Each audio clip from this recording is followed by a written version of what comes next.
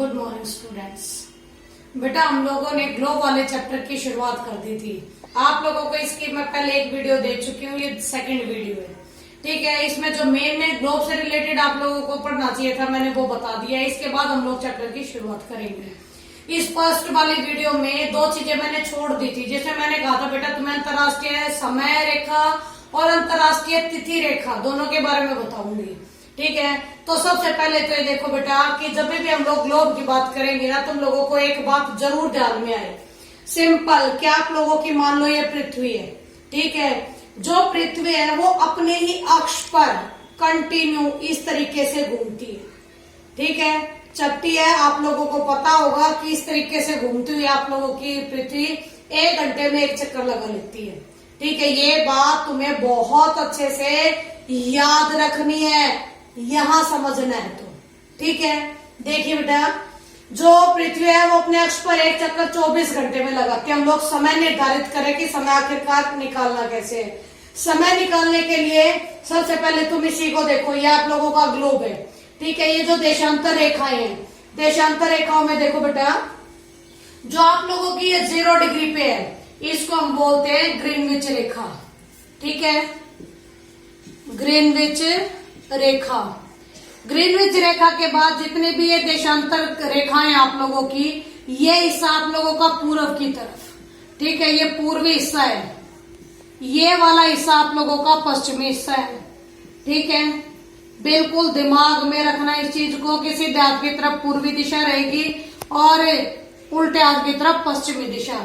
और आप लोगों की जो हम लोगों ने काल्पनिक देशांतर रेखाएं खींची है, 0 डिग्री, 10 डिग्री, 20 डिग्री, 30 डिग्री, यहाँ पर आप लोगों की 40 डिग्री आ जाएगी। 40 डिग्री ईस्ट यानी कि पूर्व, ये 40 डिग्री वेस्ट यानी कि पश्चिम, और ये पूरा कवर करते करते करते करते करते लास्ट में आप लोगों की 180 डिग्री पर पहुंचेगी। ठीक है, यानी कि जो ये 180 डिग्री देशांतर रेखा है, यही 180 डिग्री देशांतर रेखा आपके अंतर्राष्ट्रीय तिथि रेखा कहलाती है। ठीक है, और जो ये 0 डिग्री है जिसको कि हम लोग ग्रीनविच रेखा के नाम से जानते हैं, ये आप लोगों के अंतर्राष्ट्रीय समय रेखा है। यानी 0 डिग्री वाले देशांतर रेखा समय, अंतर्राष्ट्रीय समय रेखा, और जो 180 डिग्री आप लोगों की आएगी देशांतर रेखा, वो होगी अंतर्राष्ट्रीय तिथि रेखा। एक बात क्लियर होगी, 0 डिग्री अंतर्राष्ट्रीय समय रेखा, 180 डिग्री अंतर्राष्ट्रीय तिथि रेखा। ओके, अब इसके बाद देखो बेटा कि पूरी पृथ्वी पे आखिरकार हमारा ये टाइम पीरियड चलता कैसे है। वो टाइम पीरियड समझने से पहले एक छोटी सी बात और आगे चलो। ये जो आप लोगों का पूरा हमारी जो पृथ्वी है, पृथ्वी आप लोगों की पश्चिम से, ये पृथ्वी है। ठीक है, मेरा सीधा हाथ है, सीधे हाथ की तरफ ये पूर्वी दिशा है, पश्चिमी दिशा है। ठीक है, तो जो आप लोगों की पृथ्वी है वो पश्चिम से पूर्व की ओर घूमती है, यानी ये इसका डायरेक्शन ये है। ठीक है, यानी पश्चिम से पूर्व की तरफ, यानी जो पूर्व है वो आप लोगों का सामने पहले पड़ता है सूरज के। ये आप लोगों की, अब जैसे ये पृथ्वी है, ये पृथ्वी आप लोगों की इस तरीके से घूमेगी, तो पहले आप लोगों की ये पड़ेंगे पूर्वी दिशा पहले पड़ेगी। इसीलिए हमारी जो अंतर्राष्ट्रीय समय रेखा है उसके पूर्व में पड़ने वाले जितने भी देश हैं, इन देशांतर रेखाओं में समय हमेशा आगे चलता है। ठीक है, और पश्चिम की तरफ चलने वाले, जब पश्चिम की तरफ का जो ग्लोब है हमारा, उसमें हमेशा टाइम पीरियड पीछे चलता है। यानी पूर्वी हिस्से में आप लोगों का टाइम पीरियड आगे रहेगा, पश्चिमी हिस्से में टाइम पीरियड पीछे रहेगा। ये वाली बात अगर आप लोगों को समझ में आ गया तो वहां बहुत अच्छे से समझ में आएगा। देखो बेटा सबसे पहली बात कि पृथ्वी अपने अक्ष पर एक चक्कर 24 घंटे में लगाती है। ठीक है, एक 24 घंटे में दिन और रात दोनों चीजें मिल जाती हैं। ठीक है, यानी पृथ्वी अपने अक्ष पर 24 घंटे में एक बार घूम लेती है। इसके बाद हम इसको कैलकुलेट करेंगे। कैलकुलेट कैसे करेंगे कि 24 घंटे यानी कि 360 डिग्री पे घूम जाते हैं, क्योंकि ये गोल है। पता होगा ना, एक सर्कल जो होता है उसका पूरा का पूरा जो ये कोण है वो 360 डिग्री का होता है। ठीक है, तो 24 घंटे में जो पृथ्वी है वो 360 डिग्री घूम लेती है। ठीक है, एक बात क्लियर होगी। अब हम निकालेंगे कि वो 1 घंटे में कितना घूमेगी। अगर वो 24 घंटे में 360 डिग्री घूमती है तो वो 1 घंटे में 360 डिग्री बटे 24 इज इक्वल टू 15 डिग्री, यानी कि हर घंटे हमारी पृथ्वी 15 डिग्री घूम जाती है। ठीक है बेटा, अब 15 डिग्री यानी कि 1 घंटे में घूमते हैं, यानी 60 मिनट में घूमती है। यही बात है जो मैंने आपकी यहाँ पर दोबारा से रिपीट करी है। तो ये कहता है कि 1 डिग्री घूमने में 1 डिग्री 15 डिग्री तो हमें पता लगे कि 1 घंटे में पृथ्वी 15 डिग्री तक घूम जाती है, लेकिन अब हम पता करेंगे कि 1 डिग्री कितने टाइम में घूमती है। तो 1 degree is equal to 60 minute बटे 15 डिग्री, ठीक है, इज इक्वल टू 4 मिनट, यानी 4 मिनट में हमारी पृथ्वी 1 डिग्री कोण घूम जाती है। ठीक है, इसके बाद है जो पृथ्वी है वो 1 डिग्री देशांतर यानी 4 मिनट में घूमती है। ये इसका कंक्लूजन निकल गया है, इसका निष्कर्ष निकल के आ गया है।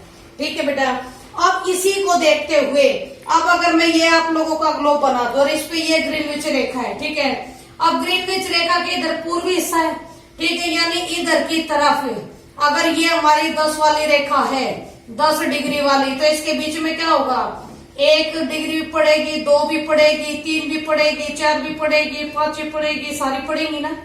तो यानी जो हमारा ये है, हमें 1 डिग्री घूमने में, पृथ्वी को 1 डिग्री घूमने में यहाँ पर कितने मिनट लगी हैं, 4। बात समझ में आ गई होगी शायद। ठीक है, यानी 1 डिग्री घूमने में हमें 4 मिनट लग रही है। अब ये कहता है कि जो ये 0 डिग्री है यहाँ, 0 डिग्री है यहाँ, तो ये कहता है कि 12 बजे, दिन के 12 बजे 15 डिग्री अगर हम पूर्वी देशांतर पर देखें, ये 10 था, यानी यहाँ ये 20 होगा। ठीक है, यानी ये 20 होगा, तो ये पूछ रहा है कि यहाँ 15, ये कहता है 15 डिग्री पर टाइम बताना है। टाइम बताना अगर 12 बजे हैं, ग्रीनविच रेखा पर अगर 12 बजे हैं, यहाँ पर अगर 12 बजे हुए हैं, तो यहाँ 15 डिग्री पर ये इस वाले हिस्से में टाइम कितना मिलेगा। तो इसका पूर्व की दिशा में निकालने के लिए हम टाइम देखेंगे कि 15 डिग्री यानी आप लोगों के 15 डिग्री घूम रही थी वो 1 घंटे में, ठीक है, और गुना 4 से, क्योंकि प्रति मिनट वो 4 मिनट आगे चल रही, यानी कि 60 मिनट में, यानी कि वो 15 डिग्री घूम रही है 1 मिनट में, ये तो तुम्हें पता है। ठीक है, इसी के अनुसार अगर हम इसको 1 डिग्री और यहाँ पर घुमा देंगे, 15 डिग्री घुमा देंगे इसको 4-4 मिनट के हिसाब से, तो यहाँ पर आप लोगों का पूरा 60 मिनट का अंतर आ जाएगा, यानी कि 1 घंटा। ठीक है, यानी कि 1 घंटे का अंतर आ जाएगा। और मैंने अभी अभी तुम्हें बताया था कि पूर्व की तरफ चलते हैं तो हमेशा टाइम प्लस होता रहता है, यानी टाइम हमेशा पूर्व की दिशा में आगे चलता है। यहाँ पर अगर 12 बजे हुए हैं तो यहाँ पर बेटा तुम्हारा 1 ही बजा होगा। ठीक है, बात समझ में आई। और इसी टाइम अगर 12 बजे ही इधर आप लोगों के अगर 15 डिग्री, यहाँ 15 डिग्री पश्चिमी देशांतर पर देखें तो वही बात है, 1 घंटा यहाँ ज्यादा था तो पश्चिम में टाइम पीछे होता है, तो यहाँ पर मेरा माइनस हो जाएगा, यानी कि यहाँ पर 12 की बजाय आपका टाइम पीरियड आएगा 11 बजे का, यानी पूर्व की तरफ प्लस में होता जाएगा, इसलिए 15 डिग्री पर 1 घंटा बढ़ जाएगा, तो यहाँ पर 1 बज जाएगा। लेकिन पश्चिम में आपके 1 घंटा घट जाएगा, इसलिए यहाँ पर 11 बजेंगे। ठीक है, देखिए बेटा, ये आप लोगों को प्रॉपर लिख के भी दिखाया है कि अगर पूर्वी देशांतर समय 1 बजा है तो इसी समय 15 डिग्री पश्चिमी देशांतर पर समय 11 बजे होगा। ठीक है, आई थिंक समझ में आ गया होगा बेटा। इसके अलावा एक छोटा सा क्वेश्चन ये और देख लो आप लोगों के इंडिया का। ठीक है, हम लोग ये कहते हैं कि जो इंडिया का टाइम है, अगर आप लोग गोलार्ध की बात करो ना बेटा, तो आपके गोलार्ध में ग्लोब पर तकरीबन आप लोगों के यहाँ इंडिया है। ठीक है, यानी पूर्वी हिस्से में, पूर्वी देशांतर में पड़ता है इंडिया, और जो ये इंडिया पूर्वी देशांतर में पड़ता है तो इसका ग्रीनविच रेखा से तकरीबन 5.5 घंटे, 5.5 घंटे आगे टाइम है हमारा पश्चिम के देशों से। आप लोगों ने छोटी क्लास में भी पढ़ा होगा कि इंग्लैंड के टाइम से भारत का टाइम 5.5 घंटे आगे है। क्यों ऐसा कहा? क्योंकि जो ग्रीनविच रेखा उसको कहते हैं कि वो इंग्लैंड के बीच से होकर गुजरती है। ठीक है, तो वहां से भारत का टाइम 5.5 घंटे आगे है।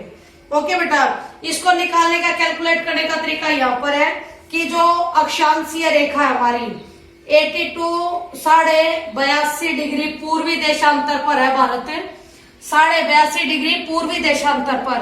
82.5 को अगर हम निकालेंगे प्रति मिनट के हिसाब से, 82 मल्टीप्लाई बाय 4, तो आप लोगों का आ जाएगा 330/60। जब हम इसको 0 से 0 काट देंगे और 6 को 33 से कैलकुलेट करेंगे तो हमारा 5.5 घंटे टाइम आ जाएगा। ठीक है बेटा, ये था आपका टोटली अंतर्राष्ट्रीय समय रेखा निकालने का एक तरीका, और मेरे हिसाब से बहुत अच्छे से तुम्हें समझ में भी आ गया होगा। इसके बाद भाई तुम्हारा अंतर्राष्ट्रीय तिथि रेखा। ठीक है, अंतर्राष्ट्रीय तिथि रेखा में तुम्हें एक तो फ्रंट में स्टार्टिंग में बता दिया था कि बेटा 180 डिग्री वाला जो आपकी देशांतरीय रेखाएं होंगी वहां से आप लोगों की तिथि काउंट होगी। ठीक है, और तिथि में हमेशा आप लोगों के, मैंने ये बताया कि पश्चिम से पूर्व की तरफ आपकी चलती है, लेकिन इस तिथि में आप लोगों की तिथि पश्चिम की तिथि पहले काउंट होती है, पूर्व की तिथि बाद में काउंट होती है, याद रखना इस बात को। दूसरा, जो हमारी मेन जो तिथि रेखा है वो प्रशांत महासागर में से होकर गुजरती है।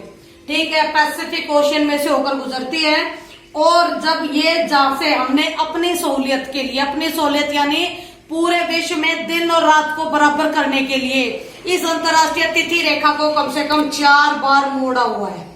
ठीक है, 4 बार मोड़ा हुआ है ताकि विभिन्न देशों में दिन और रात बराबर हो जाए। ठीक है बेटा, और जो आप लोगों का इसमें सेंटर पॉइंट आता है आप लोगों का 180 डिग्री वाली देशांतर रेखा में, वो जो सेंटर पॉइंट है यानी बेरिंग स्ट्रीट के पास से होकर ये गुजरती है आपकी अंतर्राष्ट्रीय तिथि रेखा। ठीक है बेटा, आई होप आप लोगों को अंतर्राष्ट्रीय तिथि रेखा और अंतर्राष्ट्रीय सीमा रेखा, समय रेखा, सॉरी अंतर्राष्ट्रीय समय रेखा बहुत अच्छे से समझ में आ गई होंगी। ठीक है बेटा, अगर इसके बावजूद भी अगर कुछ रहता है तो कमेंट करके मेरे चैनल पर मुझसे बात कर सकते हो। ठीक है, फिर डायरेक्ट आप लोगों के पास नंबर है, डायरेक्ट भी आप लोग मुझसे बात कर सकते हो। अब इसके बाद हम लोग चैप्टर की शुरुआत कर देंगे इंडिया के। Okay, thank you.